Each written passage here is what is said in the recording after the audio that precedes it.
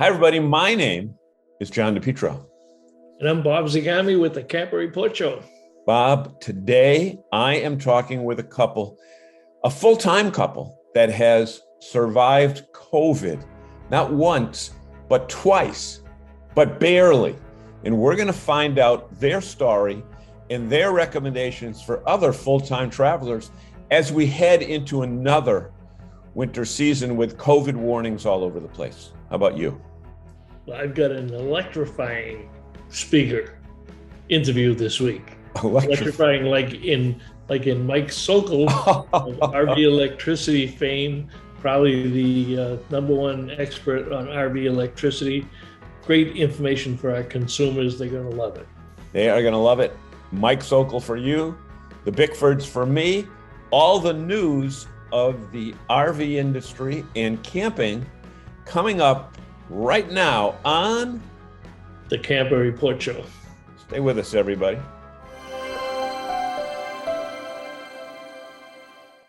Hey, everybody, welcome back to the Camper Report Show. My name is John DePietro, and I'm here with Bob Zagami, and we want to ask you for one favor, to subscribe to this channel. Just hit that button that's there right now. And then, actually two things, Bob, and then ring the bell so that you get notified whenever we have a new show coming out. And we want to let you know that all of the info that we get is culled from the pages of our partners at RV Business and Woodall's Campground Magazine. So let's look at what our partners have put together for us today and find out that when we think of camping, probably one of the first names to come to mind is KOA. And the CEO of KOA has won an AWARD. Tell us about that. Another one. Her wall must be plastered with plaques and these big trophies over on the credenza. Right. Every time you turn around, Toby's being recognized, rightfully so. Yep. Some of her achievements in the outdoor hospitality industry, and she was recognized by RVing, the National Association of RV Parks and Campgrounds, recently with the Stan Martin Award, and that is the highest award given out by RVing. And Toby was recognized for all of her work, not only for leading the largest private campground organization in the country. It's a public, no, they're not a public company. No, I think they were one time and they were public and private. Private, but the world's largest system of private international campgrounds. Actually, international. And, frequently sought out as an expert for media and television spots. She's always talking at industry events, and KOA as a whole, under her leadership, they deliver an incredible amount of statistics and data about the industry that they pay for in the North American Camping Report or their monthly reports, and they share that with the entire RV and outdoor hospitality industry, because when the RV industry looks at consumers, their success is lots of times guaranteed by their experience in a campground or an RV resort. And you know what? It's so nice that, I shouldn't say so nice because, well, it's a nice gesture, but it's common sense. They know that how they go, the rest of the industry goes, as well as vice versa. But that is very important knowledge. I mean, we do a special show on it every year with the Camper Report Show. And that material, the background that Scott Karn and all the folks that put that together, it's absolutely fascinating to see how the industry is growing, not just in numbers, but what the numbers are. And that bodes well for the industry as a whole. Sure does. And with the industry selling 600,000 new RVs this year, 2021, 600,000 forecasted for next year. Half of those people first-time RV buyers, which means first-time campground visitors. Users, right. It's going to keep going for quite some time. Right. And speaking of selling a lot of RVs, our friends at Lazy Days, I mean, probably the original superstore down in, we say Tampa, but it's really in Seffner, just to the east of Tampa. I mean, they hit a milestone with sales this past year, did they not? Yeah, and you're right. They were the first RV superstore when Don Wallace moved out of Tampa directly out to this big complex in Sefner and built what at that time many people called the Walt Disney World of RV dealerships, because it was an amazing facility that had restaurant, almost a campground feel to it, separate areas for different manufacturers. And before the recession, and at very close, they came very close to hitting $1 billion in retail sales in a single lot at that time. They were up around 801 million at that time. They did go bankrupt. They were bought by an equity firm out of bankruptcy back in 2018, when they had dropped down to 601 million, and changed the makeup of the company, because the original Lazy Days only sold motorhomes, high-end coaches, and converted buses. When they came back with the equity firm, they expanded to sell all RVs. So from 2018 and 601 million, just 3 years later, they've cracked $1 billion, and they have several facilities around the country now. Great success story. Absolutely. Great. And you know what? You had said that later on in the show, we're going to be talking about with Mr. Electricity, Mike Sokol, which leads me to a very interesting situation, that there is some talk going on, if not already taking place, about a generator ban in California, which is always, the first when it comes to groundbreaking news when it comes to energy usage. What is that going to do to the campers, let alone the campgrounds? I'm not sure if they make all this news because they're on the left side of the country, or the way that some politicians think out there. Yeah. But they're basically banning small gasoline engines, the type that are inside RV generators, not just RV generators. In many small devices, it could be lawnmowers, it could be weed blowers, it could be boats. And the only saving grace is there's a little bit of time to look at it. It doesn't take effect until 2028. So between now and 2028, they're going to monitor to see how their energy efficiency systems that they're voting in are taking place. And the RV industry, many industries lobbied against it unsuccessfully. They had the RVIA, the RVDA, they had independent dealers talking about just the consequences in the RV industry if all of a sudden California says, if you have a generator in your RV, or if you bring a generator with you for your trailer or your fifth wheel, you cannot fire it up in the state of California. So the impact on business, RV dealers, boat dealers, is going to be bad.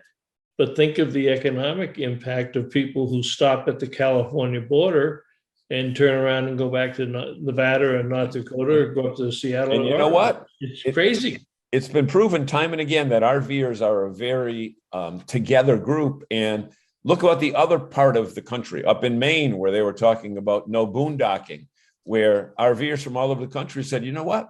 We're not coming to the great state of Maine. You just won't go. Right. And they just turn around. In that case, it was good for Massachusetts, Vermont, and New Hampshire.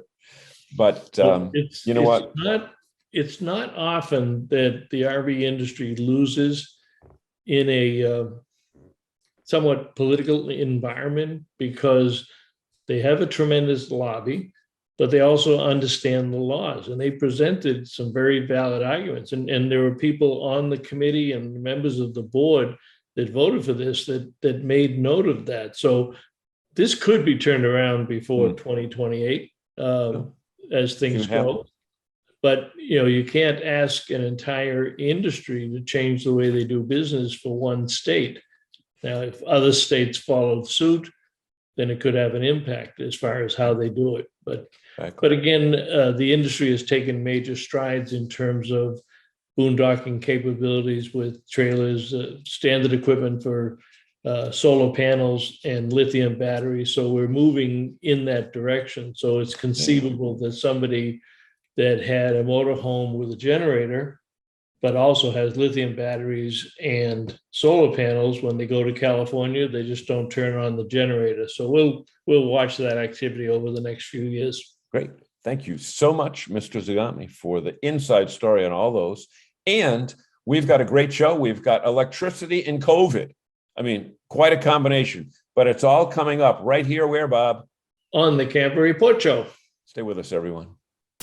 I'm Jesse from Outsiders Calling, and I love adventurous family travel with my wife Jenny and our son Tucker. For over 3 years, we've RV'd across the U.S. and Mexico, and it's tough to find places that meet all our needs. Now we plan our trips with the RV Trip Wizard, pull it up in the RV Life app, select it, and go. It helps us discover amazing new places to grow together as a family. RV Trip Wizard with the RV Life app is an awesome trip planning combination. You can get both for one low annual price. Check out rvlife.com to learn more. Okay, everybody, welcome back to the Camper Report Show, and I'm delighted to have a good friend on today, and Mike Sokol, who is the author of RV Electrical Safety, probably the #1 expert in our industry on RV electricity from a safety and a consumer standpoint. And Mike, we got a bunch of consumers out there that would love to hear about what you do and how you do it. So give them a quick explanation. Well, Bob, thanks for having me back. This is great. Always like talking to the public about this, even though I do this at a professional level. I think that everybody needs to understand the basics of electricity, and not just for their RVs, because we are surrounded by it. You know, your cell phones, your TV sets, all these things at home, but we take all of those with us on the road when we plug in or run from a generator. So what I'm trying to do is let people understand a little bit more about how their appliances and various gadgets work together, not just at home, but specifically on RVs where we have limited amounts of power. We have to understand it or we'll just get fooled. Yep. And, you know, you do a lot of consumer shows. You do our Boston show. You're a fan favorite. You fill the room and you have standing room only. And I think you present it in such a way that it's understandable. I mean, a lot of people, and let me have you explain that. I shouldn't step on your toes there, but you have a unique way of explaining it so that people wind up, #1, their mouths open, they say, I didn't know that. Explain your whole process for us. I think this becomes because I taught myself electricity starting at a very early age. I can remember doing experiments when I was 4 years old, taking a light bulb out of a little Lionel train I got for Christmas and playing with a battery. And my uncle taught me to solder by the time I was 5. So what was happening is, as I was learning these things, I was putting them in like childlike ideas. Later became, you know, I went to mechanical engineering jobs and electrical engineering jobs and such, but I always had this love of taking even the most complicated machines that I was helping design and turn them into a bunch of simple little things that I can remember when I was 6, 7, 8 years old. So if I can do it, you can do it. I don't know about that. I have trouble turning a screwdriver, Mike, and I can see the slot in the screw and I can see the tip on the screwdriver. And it's about the extent of my mechanical capability. And I've owned many RVs and trailers and motorhomes, and I don't work on any of them. But talk a little bit about, you know, when you get into these seminars at the consumer shows, they're always popular, whether you're doing it in Boston or somewhere else around the country. What are some of the most frequently asked questions from consumers? You know, everybody now wants to be boondocking. I mean, we do, because campgrounds are extremely overcrowded. So they're wanting to know, what do they need for solar panels in order to be able to, you know, live in the woods for 2 or 3 days? Everybody wants to be able to run their air conditioner from their battery and inverter. I mean, and that's a tricky thing. It can be done, but it ain't easy, and it's not cheap. And we get an awful lot of guys and gals that want to go ahead and install their own power pedestal out at their house, and they are terrified of the wiring issues. I not only write about that, but I bring along a lot of hands-on demonstrations on my desktop. And I put a big camera up over top of them. I said, this is what's inside of it. This is how it works. This is how you use a meter. So I think hands-on demonstrations are really, really good. And I do this based on the questions that people are constantly asking. So I love live shows because that's how I learn what they need to learn. Well, you know that you bring up a good point, because we all know we have a shortage of technicians in the industry, and a lot of them are trying to get certified now through RVTI and some other places so that they can work for dealerships to do this. And one of the things that we found out historically is somebody with that kind of talent is not necessarily a good book learner, but if you show them how to do something, then it becomes easier for them to do it and easier to test out and easier to be certified. So on the dealer front, you also do a lot of training for dealers, and you know, you're going to be working with RVTI on some other programs. So there's a lot of things that can translate down to the consumer themselves. And I know I've observed you in the Boston show with that camera overhead, and they sit there and they can see how easy you go from one example to another example. So if that's what they ask for, so what type of response do you get after the seminar? Because I know every time we have you, you're standing outside the room. So you teach for an hour, and then you're outside the room for an hour because they're lined up. So what are they saying after the fact? They are, and they chase me into the bathroom to ask questions. And, you know, if you had a bar there, when I'm at places with a bar, I don't have to buy myself any drinks, because can I buy you a drink, you know, and ask you a question? And I'm like, you know, after 5 or 6 questions in, I'm not sure I'm capable of rolling with this. But a lot of times what I'll do is I'll just say, let's go over outside or wherever, if it's nice out, and I'll answer questions for the next hour. And then the various trades guys show up and they say, can I buy you lunch? Can we talk? And then I'll have guys from the various industries ask me, to start picking my brains about how I see things working, or the challenges that are out there, because I'm kind of in the trenches with people. You know, a lot of times they've got great engineers at some of these manufacturers, but these guys don't get out much. You know, they're kind of stuck in their little rooms, and bean counters are telling them what kind of beans to use. I don't have any allegiance to any particular manufacturer, so I just call it like it is. I mean, and if I don't know something, I say, I've got somebody on speed dial. I can call them, which is really, really fun to be able to learn like that. Well, you know, it is, because you teach them the language of electricity. So even if they don't have plans to do it themselves, at least they understand the terminology. So if their TV's not working and somebody on the other end of the phone is trying to explain to them the transfer box or the antenna or how you download cable, you walk through that with them so that they understand it. Right. That's it. That's the most important thing, because it will allow you to sort out whether or not the person that's going to be working on your RV has a clue or not. I mean, so knowing the basic language and understanding what's possible. For a lot of times I say, you know, get yourself a meter and even, you know, learn the basics of it. And if you need to, somebody can help you remotely, because I do a lot of this on my Facebook group, RV Electricity Facebook group. I've got some really, really great admins and mods there, but you need a meter. And you don't think about this at home. You think about it with your home on wheels. You really do need a meter. Well, you know, and when we look at the industry today, and, you know, we talk about it every week, but statistics show us we're going to sell 600,000 RVs this year. And we're also going to sell 600,000 next year. And half of those are going to people who have never owned an RV, probably have never been in a campground. And they sometimes are not getting all the training they should have because the dealers are so busy.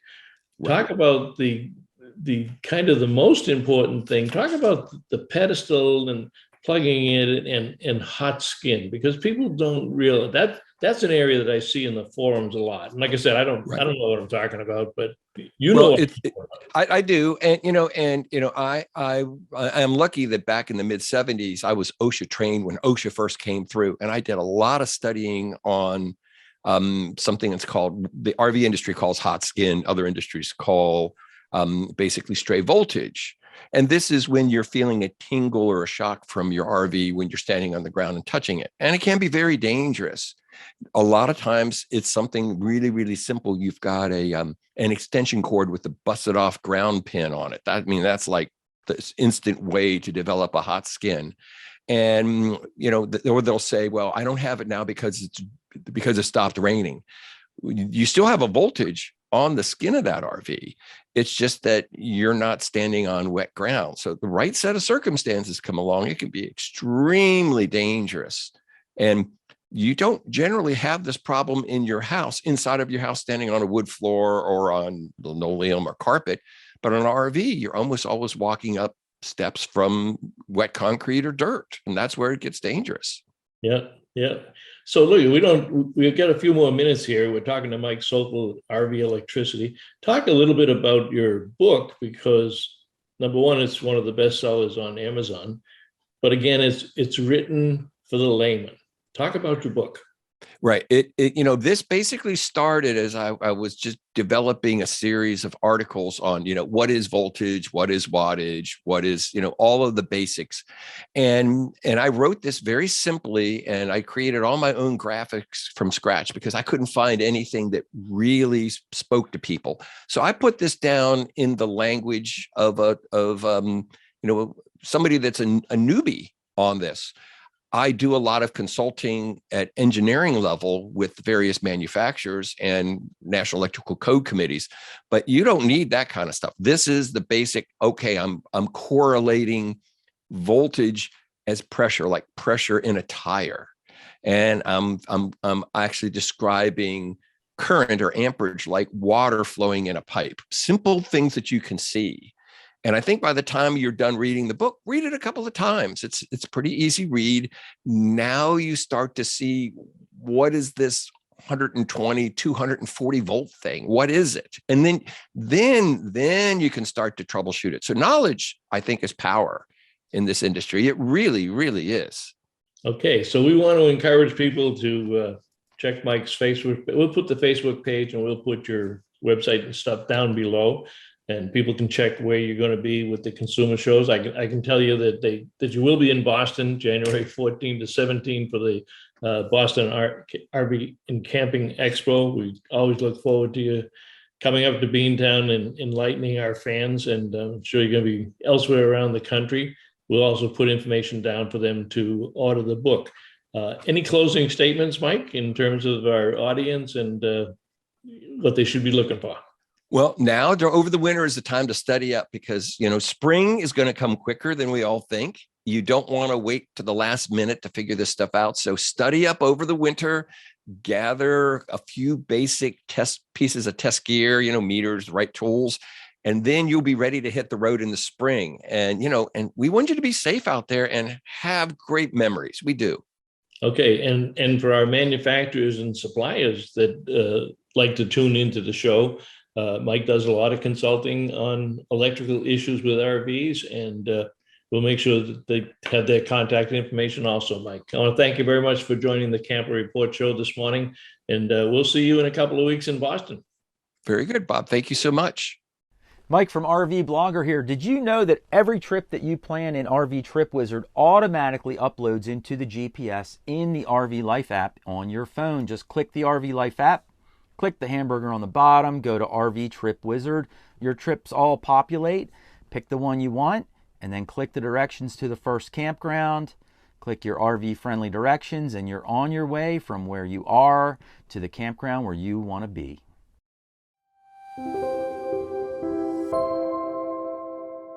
Hey, everybody, and welcome back to the Camper Report Show. In this show, we attempt to give you all the information that you need to make informed, intelligent, and cool decisions about RVing, where you're going, what you're driving, where you're going to stay and that type of thing. And I think we have a very special couple. Not only do I know we have a very special couple. They're joining us for an unprecedented third time here on the Camp Report Show. Help me welcome Deb and Daniel Bickford. And they've joined us from all over the country. And today they're joining us from sunny Texas. Welcome, guys. Thank you. Hello. So since we first talked to you a couple of years ago, it's just about a couple of years ago now, you were in the process of fleeing Texas and you just got into Florida, and you were running from COVID. And then when we talked to you a year ago at this time, you were safe. You were trying to figure out about a trucker strike, et cetera, et cetera. But since we last spoke, COVID hit you guys.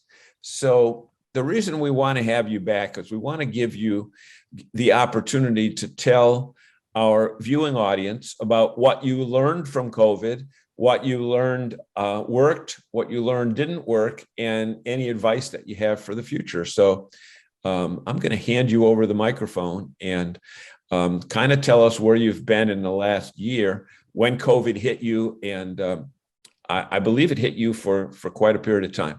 So go ahead, guys. It's all yours. Well, we got it in Colorado. Yep. We were at a campground that was 55 plus. Everybody was vaxxed there. We are not vaxxed. They had no internet except for in the clubhouse. So I had to work in the clubhouse. And I'm thinking we picked it up there from a shedder.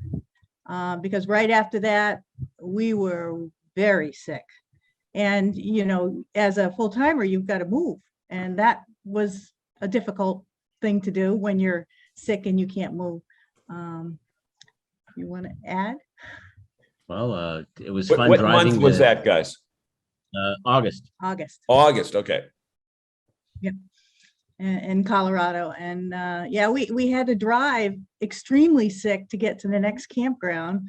And then we had to stay put inside the rig. Well, it's not like we could move anyway. I mean, if you've had COVID, you can't move, you can't breathe, you can't do anything. And for at least 2 to 3 weeks, I was on the bed, barely moving. I couldn't work. I couldn't do anything. I had to use my son's inhaler. We had gotten from Mexico the previous year because we get our pharmaceuticals there when we go to Mexico. And I had bought a year's worth, and thank God, because there was an inhaler. So you're attributing to the fact that you had to go into a common area, that Yes. You probably got it from there. And you said you're not vaccinated. Any particular reason? Religious, medical? What is your feeling on that? It's not religious. I don't, if you want me to have something so bad, I definitely don't want it. And we've done a lot of research, and we do not like this vax. We don't like what it's doing to people, and people getting very, very sick. I imagine my natural immunities have skyrocketed now. People who've been vaxxed, theirs have been cut in half. So. Interesting, because I was just an hour ago, I was at a restaurant, and there was another group of people that were right near me, and they said, "How you doing?" He goes, "Well," he said, "I'm just back from Florida." He said, "I've got both my shots, and then I got the virus." So. Well, that's what I think happened to these people in Colorado. I think they got their shot and they shed. And that's how we got it. Because we didn't socialize except for I worked, and I heard conversations of people coming into the common area saying, "I just got my vax. I just got my vax." And I'm thinking, oh my God, I hope you're not going to shed. And then I get sick. So, Daniel, was your physical limitations as much as Deb's? No, I didn't get hit quite as bad as she did. I got hit and I was miserable for the 3 weeks that she was, but you know, I could breathe a little better. Yeah, he was moving around. He could drive better than I could. I mean, when I say I literally couldn't move, I was on the bed, flat on my back, and going to the bathroom, you would be hacking your brains out because you couldn't get oxygen. And you travel in a Class C, right? Yes. Okay, so it's not a 45-foot Class A bus, so you have restricted movement. If memory serves me correctly, you also are part of a membership organization Trails, yes. that allows you to stay for a certain time, but when it comes time to move, you got to move. Did the move time come within the time period that you were incapacitated? Oh, I yeah. got this one. Thousand Trails isn't in Colorado, so we were staying at state parks, and we had all our reservations already done, like almost a year in advance. So we had this all planned out. So we had to go from one to another because that's what our reservations were. And Colorado is packed. Yes, Colorado is very packed. And, At that time of year. Yes. our site was going to be used right away by somebody else. So we had to get out. Okay. We did, what is that, something mile? What is that called? Oh, the $1 Million Highway. We did that sick as a dog, and he drove the rig and I drove the car. And then I passed out for a whole day after that because it just took so much out of me just to drive. Okay. Okay. So let's talk about the road to recovery. Well, wait a minute. Before I go into that, you went from one campground to another. Were you able to stay there long enough to work it out, or did you have to move a second we had time? time periods where we had to leave like in a couple days or a week or something. We had to leave at certain periods of time while we were sick. When I was at my sickest, we hooked up and he towed without me. And then when I was actually being able to stand up, that's when I drove that Colorado miles of The that $1 Million Highway. $1 Million It doesn't have any guardrails. no on some of those guardrails, no spaces. anything. Oh, There's like 3,000-foot drops, and it was interesting. It was interesting to say the least. did you do you have it on dash cam at least? No, No. No, I overrode it. You're too busy trying to, stay on the road and, be alert. Right. So Ultimately, let's get on to that road to recovery. How do you feel you got better? Was there pharmaceuticals that you were involved with, or did you just We ride it wish. out? we rode it out, except for I had the inhaler. And I wish I had some of those ivermectin and that sort of thing at the time. But we rode it out, and that's, 5 weeks, I started getting better. I could start breathing again slowly. And it wasn't until the last week that I started at the gym here at Palms, whatever this is. Victoria Palms. We started at the gym, and I can actually work out on the machines now. Not that I'm not 100% better, but I'm about 95%. Okay. Was there ever a time when you said, we got to get to a hospital? Well, One night. luckily, one night, well, there was 2 nights I thought I wasn't going to make it. Luckily, we were 50 miles away from a hospital. They would have definitely put me on a vent. There was no breathing happening. And I'm glad I didn't go. I'm glad I waited it out. I don't even think I could get in the car at that point. There was where we were, there was no emergency services to speak of. So even going with an ambulance wouldn't have been an option. So Were you just waited. presume you were boondocking? Well, not boondocking, but the State park. places we were at, the Oh, state parks. Okay. Yeah, so at least you had power. Yes. Like air conditioning power. At some point we started running out of food, and thankfully we got a little better, and Dan went out and got food at some point in time, but we weren't eating anything for 3 or 4 weeks anyway. So let's address the people who, we had hoped that by this time we have you on, we could be looking in the rearview mirror at COVID, but obviously that doesn't seem to be the case. For our viewers out there that have not been hit with it, how did you know? What were the symptoms that came upon you that you said something ain't right? It was a flu like no other, basically. Very, very bad flu, except for on top of that, you couldn't Respiratory breathe. hit. The thing was, it wasn't a wet, I can't breathe. It wasn't like there was fluid in my lungs. It was like somebody was sitting on my chest. Oh, It was totally different than something else. So pneumonia wasn't ever a concern of mine. My concern was my lungs not opening up to take oxygen. okay. Daniel, did you have any of the similar? I fared better than her, but I still, I took it on the chin pretty well. I was about 3 weeks. She's about 5. I've recovered completely. We Okay. have a 20, what is he, 22 or 23-year-old son who luckily was with us because he was the one cooking for us and doing everything. He got hit with it, but he took what's that cube? He took that for 5 days. Quercetin. And he was better in 3 days. And he was walking around and wondering what the big deal was.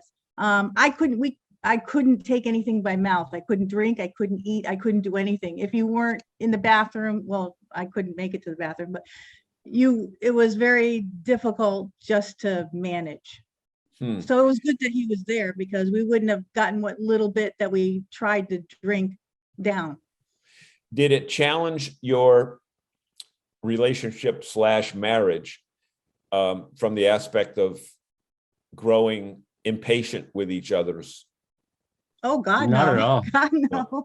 No, We were in the same boat. we were in the same boat. And then when he was getting better and I was just laying there, he'd pick up some of the loose ends.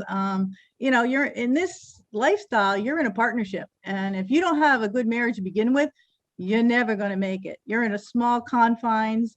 And if you don't want to be there, you could have, especially in a situation like that, you could have a big problem on your hands. But this is where we want to be. This is how we live our lifestyle. And we have a very good relationship. Not that we don't fight, because everybody does, but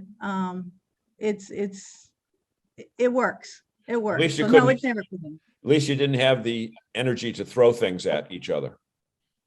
There was no energy for anything. I mean, you're literally not moving. Just I mean, not any moving. move you make, you're struggling.